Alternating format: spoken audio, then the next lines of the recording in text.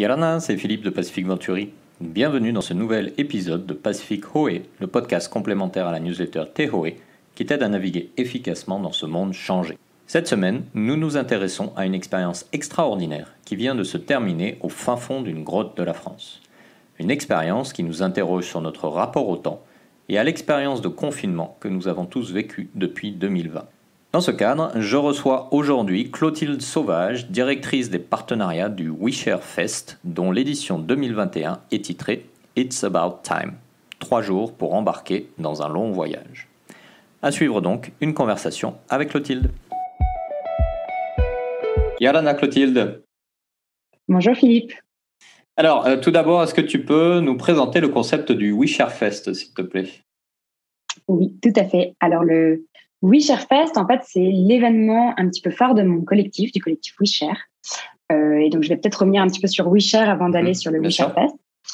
Et donc, WeShare, on a un collectif international qui s'est formé en 2012 et qui, en France, prend la forme d'une association. Et ce qui nous intéresse, c'est de questionner les transformations du monde et de notre société. Et cela, on le fait en fait en essayant de contribuer au débat d'idées et en essayant aussi de développer de nouveaux imaginaires et donc d'influencer les institutions, qu'elles soient publiques ou privées. Et donc, on travaille sur 3 thématiques principales.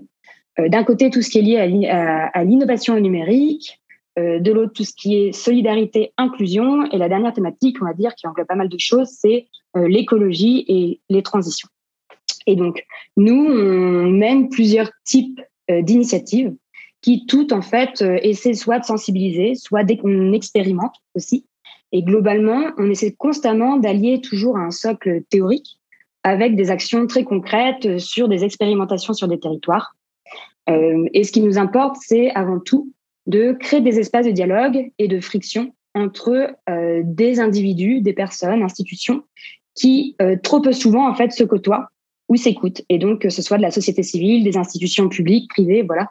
Nous, on aime en quelque sorte jouer une sorte de rôle de corps intermédiaire entre voilà ces mondes qui auraient, qui viseraient en fait à discuter plus largement, mais qui trop souvent en fait sont enfermés dans des sortes de sphères. Et donc c'est un petit peu le rôle que l'on prend.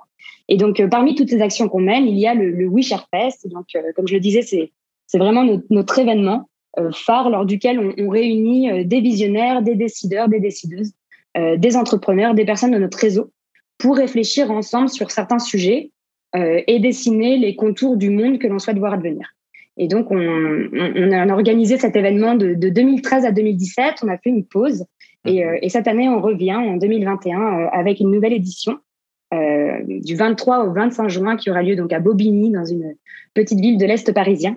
Et je suis donc, comme tu l'as évoqué, co-organisatrice et directrice des partenariats sur cette nouvelle édition. Ok, ça marche. J'aime beaucoup l'idée de friction parce que ça m'inspire des silex que l'on frapperait ensemble pour avoir l'étincelle qui va mettre le feu. C'est une belle métaphore, je trouve. Alors justement, ce prochain événement est intitulé « It's About Time » et c'est en lien avec le thème de la newsletter d'aujourd'hui. Quel est selon toi, du coup, notre rapport au temps dans cette période très unique que l'on vit tous, qui est cette pandémie et quelles questions tu te poses, toi, et WeShare vous posez sur cette situation, justement, et sur notre rapport au temps aujourd'hui ? Ouais. En fait, je dirais que finalement, notre rapport au temps, cette dernière année, mais même avant, en fait, il a été vraiment chamboulé dernièrement. Et c'est vrai qu'il y a le confinement, il y a ce qui est lié à la pandémie, mais si on se rappelle un petit peu, on revient un petit peu en arrière, en 2019, il y a aussi eu les grèves des cheminots contre la réforme des retraites, qui avait eu un impact assez monumental aussi dans notre manière de penser nos déplacements, de développer de penser nos journées, nos agendas. Et donc, on voit bien que ça fait 1 an et demi, même plus maintenant, qu'on a vraiment un rapport au temps qui a été en quelque sorte transformé, et aussi notre perception du temps. En fait, je trouve que ce qui est en train de se passer nous a donné une nouvelle perception du temps. En tout cas, le temps a toujours été là, mais dernièrement, on s'en rend beaucoup plus compte. Au début du confinement, on a eu l'impression que d'un seul coup, le temps s'est arrêté. Et finalement, du coup, j'ai l'impression que avec ce qui est en train de se passer, on redécouvre en quelque sorte que contrairement à ce que les horloges veulent nous faire croire, finalement, le temps, il est ni universel, ni uniforme. et que le temps tel qu'on se le représente aujourd'hui, c'est avant tout une construction qui est assez moderne et qui est très en lien avec le développement du capitalisme industriel. Les horloges, etc. En fait, tout ça, c'est lié à la synchronisation des trains. C'est pour éviter les accidents entre les trains qui traversaient différentes régions. Et donc voilà, je trouve que finalement, c'est vraiment une nouvelle perception du temps qu'on a depuis 1 an et demi. Et ça a aussi chamboulé, je dirais, notre rapport au futur. Je ne sais pas pour vous, mais en tout cas, nous, le début du confinement, c'était le moment où tout le monde parlait de ce fameux monde d'après, alors qu'on était quand même dans une phase un petit peu avant, où il y avait quand même aussi beaucoup une influence du mouvement de la collapsologie, qui abattait une sorte de mur qui était difficile de dépasser.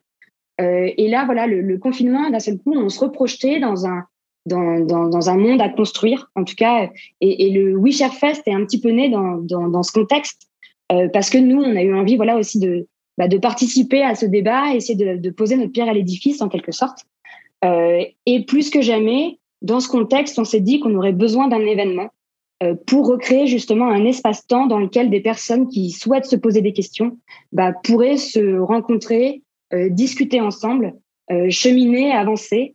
Voilà, et donc c'est un petit peu dans ce contexte qu'est né cet événement, et c'est aussi pour ça que la thématique est liée donc au temps, It's About Time.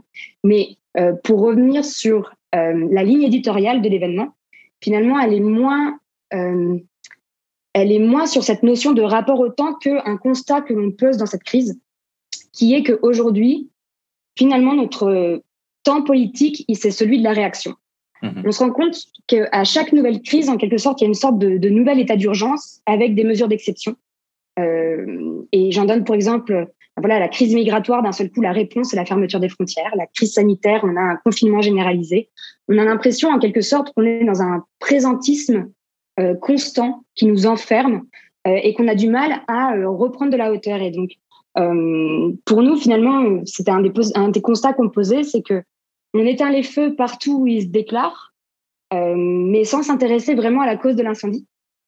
Et donc, avec cette nouvelle édition du We Share Fest, on souhaite avant tout interroger ce court-termisme et ce rythme de l'urgence, parce qu'on est convaincu qu'il y a urgence, mais que selon nous, en fait, c'est une urgence non pas à être dans la réaction et dans l'action, mais à imaginer, partager, incarner des systèmes économiques, sociaux qui sont radicalement différents.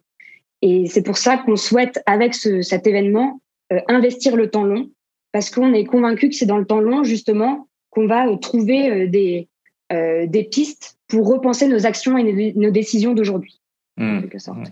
Effectivement, on a parfois l'impression que nos institutions passent leur temps à courir après le temps, et ça pose peut-être aussi la question, est-ce que dans le long terme, dans le long temps, elles sont toujours adéquates par rapport aux besoins de nos sociétés? Oui, je suis entièrement d'accord, et c'est vrai que le temps long, finalement, ça nous permet aussi de se projeter différemment. De s'intéresser au temps long, c'est à la fois éviter de nous précipiter, c'est se donner des opportunités, c'est aussi finalement être ambitieux dans le cap qu'on se fixe, et c'est aussi être humble, le fait de dire il y a des choses, des défis qui nécessitent plus que le temps sur Terre d'une seule personne ou d'un cycle électoral. Et donc, c'est se redonner en fait la capacité et donc l'ambition de certaines actions. Il y a un collectif auquel on s'intéresse beaucoup, qui est la Long Now Foundation, et qui en fait prend l'exemple des cathédrales. Les cathédrales ne se sont pas construites pendant le temps. Voilà, c'est plusieurs générations qui ont fait en sorte qu'on a pu aboutir aux cathédrales. Et donc, c'est un petit peu ça qu'on a envie de réinterroger, en fait, tout à fait. D'accord. Alors, tu parlais tout à l'heure de temps universel et de ce temps mathématique. Mais finalement, quand on gratte un peu, ce temps universel est avant tout un temps européen, inspiré de la philosophie et de la culture européenne. Chez nous, en Polynésie, la culture locale a une perception du temps qui est beaucoup plus circulaire. Et les temps s'interconnectent, le passé, le présent, le futur. D'ailleurs, certaines expressions du langage tahitien en décrivant le futur utilisent des mots rappelant le passé. Pour donner un exemple, imurime, dire aller de l'avant, mais en même temps, muri veut dire derrière. Donc, on a cette confusion permanente et circulaire d'un temps. Et dans cette époque, justement, de crise perpétuelle et d'évolution systémique dont tu parlais tout à l'heure, est-ce que du coup, ce temps universel qu'on utilise pas, qu'on utilise tous, est-ce qu'on ne doit pas revoir le concept, en revoir l'existence et sortir de ce temps linéaire et mathématique qui correspond plus aux besoins de notre humanité finalement? Oui, j'en suis persuadée. Et c'est intéressant, je connaissais pas du tout en fait par rapport à ces différences voilà, dans la culture en Polynésie. Et moi, je m'étais pas mal renseignée sur la culture chinoise, où c'est pareil, finalement, le concept même, le mot de temps n'existe pas, en fait, il n'est pas traduit. Et vu qu'il n'y a pas de conjugaison, le rapport entre passé, présent, futur est extrêmement différent. Et en effet, je pense en fait que il est nécessaire aujourd'hui de sortir de cette conception uniquement linéaire du temps pour plusieurs raisons. D'abord parce qu'en effet, et tu l'as évoqué, une construction mathématique. Et à cet égard, moi, c'est le livre du physicien Carlo Rovelli qui m'a beaucoup marqué, L'ordre du temps, parce que dans ce livre, il déconstruit des idées reçues, vraiment des choses qu'on considère comme acquises, alors qu'en fait, elles ne le sont pas du tout. Et notamment que voilà, le temps linéaire entre le passé, le présent et l'avenir, ça n'existe pas, que le temps ne s'écoule pas à la même vitesse lorsqu'on est en altitude. Enfin, des choses comme ça qui paraissent pas du tout intuitives et qui permettent de se réinterroger. C'est fait de manière très pédagogique. Donc voilà, déjà en fait de reconsidérer que ce n'est pas quelque chose d'acquis. Ça, c'est déjà quelque chose d'assez important. Et ensuite, pourquoi il faut s'extraire de ce temps linéaire et uniquement de cette conception du temps, c'est aussi parce que finalement c'est très lié à l'accélération, au mythe du progrès, au fait que demain sera mieux qu'avant, et que finalement j'ai l'impression que tout ça en fait on en a fait un petit peu on en fait un petit peu le deuil, la perception que demain sera meilleur qu'hier. C'est quelque chose, on en voit les limites aujourd'hui, et que si de la même manière, quand on s'interroge entre cette notion justement du passé, du présent et du futur, aujourd'hui l'histoire on l'apprend souvent, vous savez, à l'école on a des frises. Or l'histoire c'est fait d'expérimentation, de discontinuité, de retour en arrière. C'est pas rationnel, il n'y a pas un sens de l'histoire, et donc c'est important aussi de changer nos conceptions parce que ça nous permet aussi d'avoir des relations différentes, voilà, entre le passé, le présent et le futur. Et je pense qu'on gagnerait, en tout cas, à vraiment avoir une conception du temps qui soit beaucoup plus cyclique, qui sorte justement de cette linéarité. Aussi parce que c'est une manière, le cycle, ça nous rappelle les saisons, c'est d'autres temporalités, c'est de nouveaux rythmes, et qui ne sont pas des rythmes qui sont basés uniquement sur l'homme, parce que finalement, cette linéarité du temps, je la trouve très anthropocentrée. C'est vraiment le temps humain. Or, voilà, enfin, les plantes, la végétation, l'agriculture, c'est d'autres rythmes, et ça permet de redonner aussi une place aux choses, une place aux vivants, qui aujourd'hui est, je pense, une nécessité dans notre manière d'interagir les uns avec les autres et de se reconnecter à soi et aux autres. Effectivement. Et ne jamais oublier que le temps est finalement un concept excessivement subjectif et qu'on ne peut pas avoir une seule notion du temps, une seule expérience du temps finalement. Tout à fait. Alors, ma dernière question, justement, parlons de pratique. Est-ce que tu aurais quelque chose à recommander à nos auditeurs pour vivre au mieux ce temps inédit de la pandémie dans lequel on est encore malgré tout, et pour se préparer aux autres défis existentiels et j'allais dire temporels à venir? Oui, alors je vais essayer de répondre à cette question. Je me suis pas mal interrogée. En fait, j'ai vu 3 petites choses à la fois. Je pense qu'aujourd'hui, on gagnerait tous à reconsidérer notre rapport finalement avec la fin, avec la finitude, et aussi avec le renoncement. Et c'est très lié en fait à notre conception du temps. Voilà, au fond, il faut accepter qu'on n'a pas une maîtrise sur le temps, qu'il passe, qu'il coule, qu'on n'a pas cette emprise.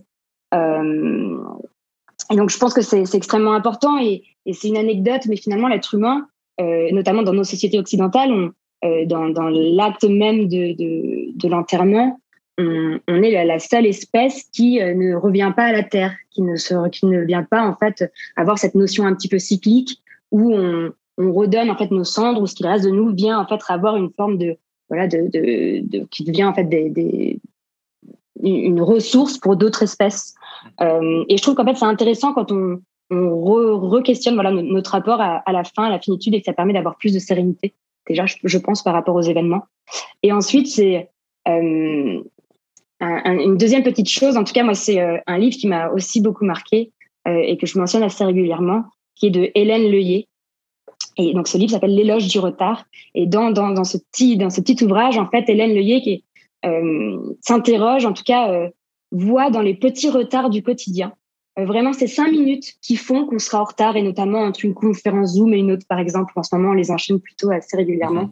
Et là, dans ces retards, elle y voit en fait des interstices de temps qui sont pas productivistes et donc qui sont en quelque sorte des petites luttes contre l'accélération permanente de nos sociétés. Et elle voit vraiment, en fait, ça devient en fait un acte politique en quelque sorte de se réapproprier ce temps qui nous a échappé, qui est pas productif. Et donc voilà. Et donc je trouve ça, en tout cas, j'aime penser à mes petits retards du quotidien maintenant de cette sorte. Et je finirai en disant que je pense surtout qu'il faut continuer de parler, de collaborer, d'échanger pour se donner des perspectives et de rouvrir nos horizons quant au futur et quand on capte qu'on a envie collectivement de se donner. Okay, et c'est d'ailleurs ce qu'on souhaite faire lors du WeShareFest notamment. En tout cas, c'est une des intentions de l'événement.